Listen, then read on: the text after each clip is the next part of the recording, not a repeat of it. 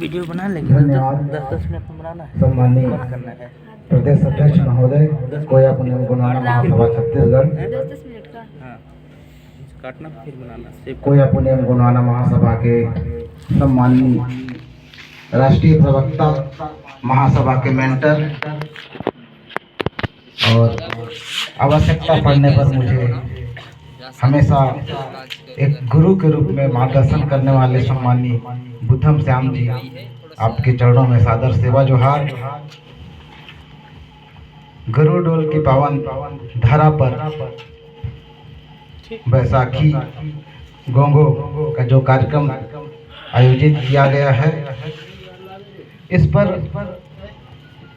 कोया पुण्यम गुणवाना महासभा की राष्ट्रीय स्तर, प्रदेश स्तर, जिले स्तर, संभाग, ग्राम स्तर के जितने भी हमारी कमेटियां हैं, सभी कमेटियों में कार्यरत सभी पदाधिकारियों को, सदस्यों को, सभी के चरणों में मेरा सादर सेवा जोहार। गरुड़ोल ग्राम के ग्रामवासियों और यहाँ के समस्त प्रकृति शक्ति,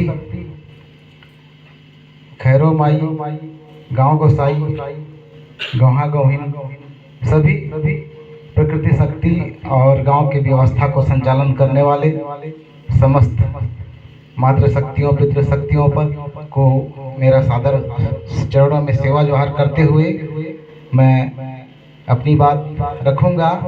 सम्मानीय हमारे जिला उपाध्यक्ष कोया पुण्यम गुणवाना महासभा सम्मानीय शिव प्रसाद आयम जी, प्रदेश अध्यक्ष राय सिंह श्याम जी और बहुत सारे कोया पुण्यमी विचारधारा को फॉलो करने वाले, यहाँ तक कि हमारे मंच पर उपस्थित श्रोता जो सुन रहे हैं, उसके अतिरिक्त जो मेरी वॉइस, मेरी आवाज़ हो सकता है कुछ लोग अपने घर से भी सुनते होंगे, क्योंकि शादी का सीजन है तो लोग हो सकता है इस टेक्नोलॉजी के माध्यम से लोग सुन पा रहे होंगे। उन सभी को सादर सेवा जोहार करते हुए आज आपके गांव गरुड़ोल में पुनः आने का सुअवसर प्राप्त हुआ है और इस सामूहिक अवसर पर वैसाखी गोंगो का जो कार्यक्रम किया जा रहा है, इसके बारे में वैसे काफ़ी विस्तृत रूप से, बहुत विस्तार से आप लोगों को जानकारी दी गई है, यहाँ तक मेरा मानना है। बट कोया पुण्यम पर मैं थोड़ी सी जरूर फोकस करना चाहूँगा। तो साथियों, कोया पुण्यम वैसे ये शब्द ही सागर में गागर भरा। कोया पुण्यम वाकई में बहुत विशाल समुद्र सी गहराई और विशालता, व्यापकता, सर्वव्यापकता, यूनिवर्सल, सर्वमान्य इसकी विचारधारा है, जिसे यूं कहें कि बहुत कम शब्दों में, समय में इसको बांध पाना बहुत ही मुश्किल है। लेकिन इसका सार मैं कुछ शब्दों में बयां करूंगा साथियों। जिस तरह से मुझे एक गाना याद आ रहा है, दादा श्याम दादा ने एक गाना बहुत सुंदर गाए थे, गुणवाना जीवन प्रकृति का सार। उन्हीं को याद करते हुए, याद दिलाते हुए, अगर हम कोया पुण्यम के सार की बात करें दोस्तों, तो कोया पुण्यम भी प्रकृति का सार है। कोया पुण्यम का जो निचोड़ है प्रकृति का सार, क्योंकि प्रकृति से ही हम लोगों ने सीखा है।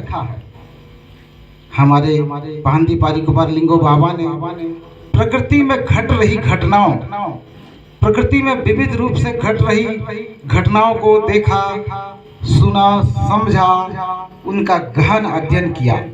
बहुत सारी चीज़ों का बहुत गहराई से उन्होंने देखा और देखने के बाद उसे बार बार उन घटनाओं को दोहराते हुए, बार बार उन घटनाओं को अपनी आंखों से घटते हुए देखा। जब उनके मन में जिज्ञासा हुई, तब उन्होंने उसे और गहराई से जानने की कोशिश की। उदाहरण के लिए हम बता दें कि जैसे प्रकृति में होने वाली जो अचानक होने वाली जो घटना है, ओला तूफान आंधी, इन चीज़ों को देखने के बाद एक जिज्ञासु व्यक्ति के मन में सहज ही जिज्ञासा उठ जाती है। लोगों को लगता है कि वाकई में ये कैसे संभव है। बहुत जल्द, बहुत आसानी से बहुत जल्द प्रकृति की जो घटनाएं हैं होती हैं, चली जाती हैं, बदल जाती हैं। तो इस तरह की बहुत सारी चीज़ें जो हमारे बाबा लिंगो बाबा ने अध्ययन किया, जिस तरह से हम पानी का जो भावर पड़ता है, तो पानी के भावर को पढ़ने वाली स्थिति को उन्होंने बहुत अच्छे से समझा, क्यों ऐसा क्यों होता है। अगर प्रकृति पर जितने भी वनस्पति हैं, जीव जंतु हैं, पशु वनस्पति हैं, इनका जो टर्निंग पॉइंट है, जो घूमते हुए चढ़ने वाले जो वनस्पति हैं, जो सेमी किनार हैं या अन्य कोई चीज़ें हैं, ये भी क्यों राइट टू लेफ्ट चलती है। बहुत सारी चीज़ों को उनके अनुरूप उन्होंने समझा और तब बहुत कुछ किया। हमारे पास जो महुआ का फूल, जिसको कोया फूल भी कहा जाता है, कोया फूल भी कहा जाता है। साजा हमारे लिए बहुत ही महत्वपूर्ण है।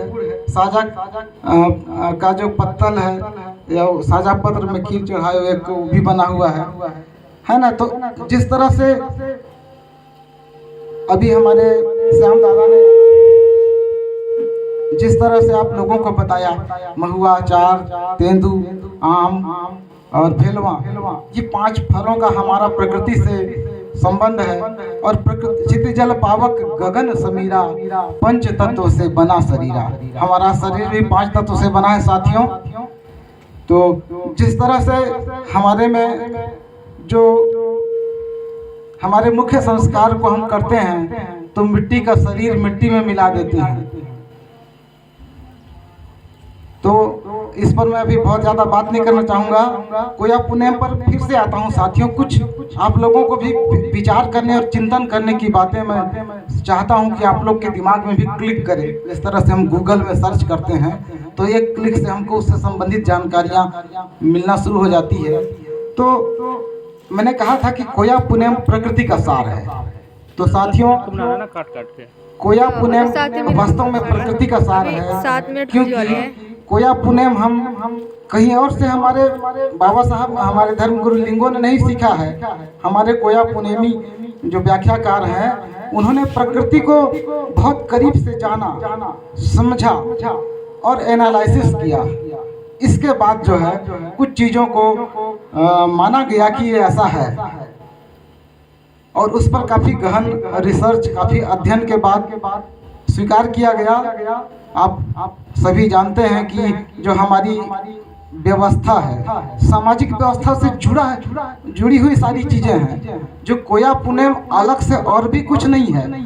हमारे जीवन निर्वाह की, हमारी सामाजिक व्यवस्था से जुड़ी हुई वह परिपाटी है, वह व्यवस्था है, वह सिस्टम है, जिससे कोयतुर समाज लाखों सालों से शासित होते आ रहा है। व्यवस्थित रूप से जो सिस्टम चलते आ रही थी, जिस सिस्टम को चलाते चलाते गोंडवाना के गोंदोला का निर्माण हुआ, गंड जीवों का विकास हुआ। गंड जीव बोले तो गंड मतलब समूह होता है। तो गोंदोला से गंड जीव आया, और गंड जीव से कबीलाई व्यवस्था आई, और लोग समूहों में रहना शुरू किए। सुरक्षा की दृष्टि से होता क्या था, हिंसक पशुओं से सुरक्षा की आवश्यकता पड़ती थी, तो लोगों ने समूह पे रहना शुरू किया। और जब समूह पे रहना शुरू किया, तो वो गंड व्यवस्था कहलाई। कालांतर में गंड व्यवस्था से गणतंत्र आई, डेमोक्रेसी आई, और गोंडों की गणतंत्र व्यवस्था से, गोंडों की गोंदोला व्यवस्था से ने दुनिया को डेमोक्रेसी दिया, दुनिया को गणतंत्र दिया साथियों, लोकतंत्र दिया साथियों। कितनी बड़ी बात है जो हमारी व्यवस्था ने दुनिया को गणतंत्र दिया, लोकतंत्र दिया, जनतंत्र दिया साथियों। तो मैंने पूर्व में कहा था, जो प्रकृति का को सीखना समझना ही कोया पुण्य है। अगर कुछ